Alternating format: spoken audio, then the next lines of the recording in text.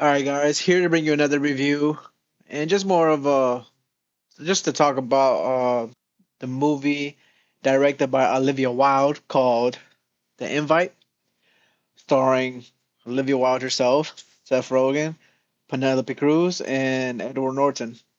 Yes, the Edward Norton. All right, so starting off, The Invite's about Seth Rogen's character Joe, who is a music teacher and was a band. He used to be in a band, and he's married to Olivia's Wilde character, which is her name is Angela, which is from what the movie gives off. She's a stay-at-home mom. So the premise of the movie starts off as Joe and Angela are obviously a couple that's struggling to find happiness, always arguing, always crossing each other's line in a way. So the plot is I don't want to spoil it, even though this is a review, but I'm gonna keep this non spoilers, I guess, in a way. So this is me coming back and just from editing and re-listening to this. I want to say I am going to spoil the film. Hence, this is just going to be me talking about the movie in general. So if you haven't watched the movie, or you just want to learn about the movie, or you just don't care and you're still going to watch the movie, you could just stay and watch. But I am going to say stuff about this film that happened in this film. So now I'm about to just bring it back to what I was saying initially before editing this. So it's about to just jump into it. But there's these neighbors, which is Pina, which is Penelope Cruz's character, and Hawk, which is Edward Norton's character. And they invite them over, which hence the name, the movie, The Invite. And it just goes off from there. It's about the movie pretty much takes place in one setting, which is the Joe's apartment, and like I said, there's four characters throughout the entire movie, which is Olivia Wilde, Seth Rogen, Penelope Cruz, and Edward Norton. And my thoughts on this movie was I thought it was a great movie. And hence, there's a bunch of remakes of this movie. There's tons of different versions. I believe there's like seven or eight. But this certain version of the movie is written by Rashida Jones. My thoughts on this movie overall was I thought this was a great representation of, I guess, modern day couples and finding happiness, questioning themselves, if they're the right ones for each other, or if they're truly happy on the situation they are. You know, I guess as examples, I guess I could use for myself, like, or just anyone in general, or you're with someone and you've been with them for so long, and you guys end up fighting a lot, and it just comes to a point where you contemplate to yourself, is this really worth it? Is it really worth wasting your energy, putting your time, going through this?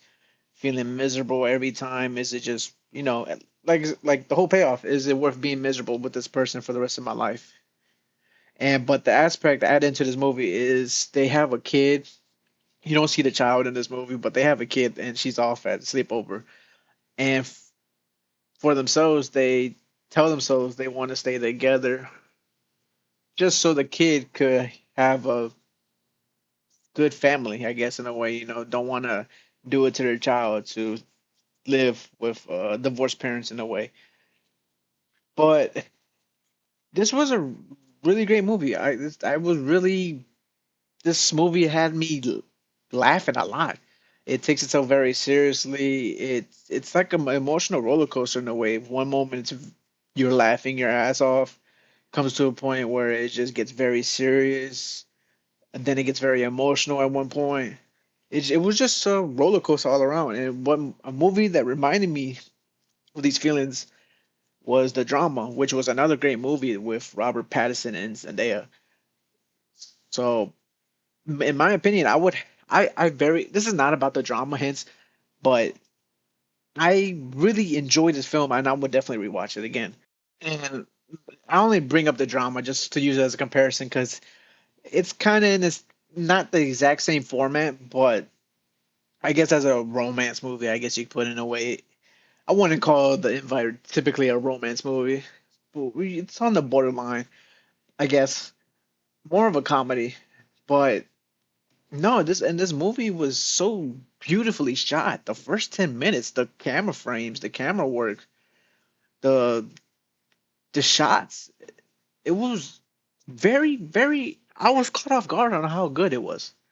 I know most movies, I would say, oh, the visuals are always great, but the camera work on this movie was just fantastic. Color grading, the way this story was written altogether, I I'd say this has to be one of my favorite watches of the year, honestly. With I would have it with the Odyssey, the drama, Obsession, and I would have to add this into the top 10 of watches of the year. And I've seen a couple movies, not a couple, but I've seen a good amount of movies that came out in this year so far, and which this year has been great with movies. Lately, movies have been amazing the past 2 years. But for this year specifically, this was such a great movie. I would recommend this to anyone. This is a great movie for a date night or just to watch with anyone in general. It's such a well, actually, I wouldn't say anyone in general. I wouldn't watch this. Nah, actually, in general, because I was gonna say maybe you wouldn't watch this with your parents. I'd say, but honestly, that it doesn't matter. There's nothing where it's eludes you where like, I feel uncomfortable watching this with them, which is not the case. It draws borderline there, but nah. Just saying this from now, and nah, it's not awkward to watch it with anyone at all. Not to get too personal at all, but if you watch the movie, I'll say you can still stick around when I come to say this, but I feel like that ending, like I said, this movie's like a roller coaster, but the ending, this could just be from me from personal experience, but that was such a the way it ended and the way the climax came together was so great because in a way you could put it on your own interpretation and it leaves you thinking. Like I said, I believe there's interviews where Olivia Wilde has came out and asked and under showings she would ask people what would they think happened in the ending. So really it's all what you think, but in my guessing, so I think at the end of the movie, I think they end up staying together and like the sequence of them playing of Joe playing the piano and then Angela just comes and helps.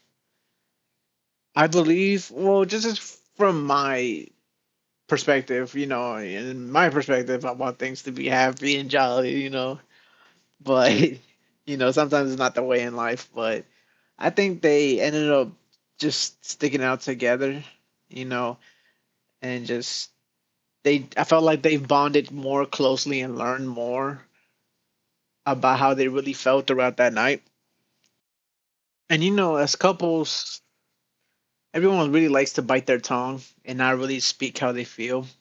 And this is how I think this is how it is most relationships are. And I could be wrong, this is like I said, this is just coming off personal experience, but even me knowing people and people vent about, their relationships, a lot of people tend to bite their tongue and just like I guess the message in the movie, they just would rather be miserable rather than try to fix things and really speak about how they feel. But that sequence of them just venting to each other of post not post but modern day men, I feel like tend to like to grieve on their own and not to speak how they feel, most like to bury the hatch inside. But it's really toxic for people to do that in general, not just for men but just in general for anyone, men and women, because you hold it in for so long. And an example for this movie, it just blows up in your face about how you really feel and situations is just it's not healthy in a way. And for example, how Joe blows up when Angela calls him miserable and he just blows up and lets it all the gasket out, explaining he's miserable in her eyes because his house is not really his own house. It is his house, but his was gifted from his parents. The he's not happy where he's working at. He's working at in his eyes. He thinks well, the movie doesn't really go too deep about outside of the apartment, but he says he's not working at a top musical school. His band fell off and never came to fruition. And he just vents out about how he feels, and she doesn't know that. And another thing I want to add too that I forgot to mention that also when Angela speaks her truth from her perspective on how she feels about Joe and what she's done that he doesn't know to go out her way to just to be with them, hang out with them, and just make connection with them. Which knowing Joe says in the film he has no idea she went out this extra mile, saying she was with a date while Joe was performing that same night at the bar, and she got dropped off by her date, and she ran 11 blocks just to go spend time with Joe, and they just reminisce on when they were happy and they were not miserable. So there's points too that Joe and Angela both held back that they didn't know the truth that would add and make the relationship special, more special than what they thought it was already.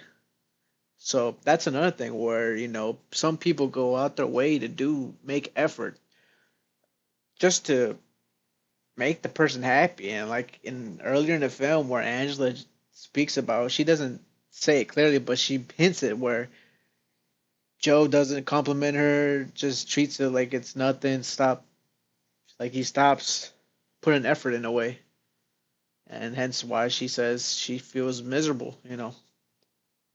But like I said, just like how just see that as an example of just how men react to as well as like in just blowing up and speaking how they feel truly. I mean, for me, example, I definitely has been in their shoes before, and past relationships where you just feel miserable and you try to put on a straight face and your partner wouldn't know and one day just blows up. It just blows up on one another's face. Pause.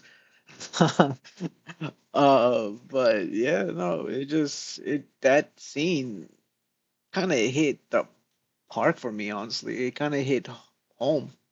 And I don't know if people could relate to that, but in my theater, I heard sniffling during that scene.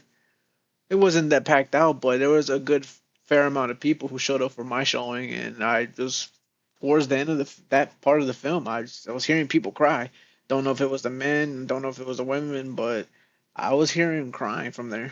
I mean, me myself, I was holding back tears, because like I said, that specific scene kind of hit home somewhere.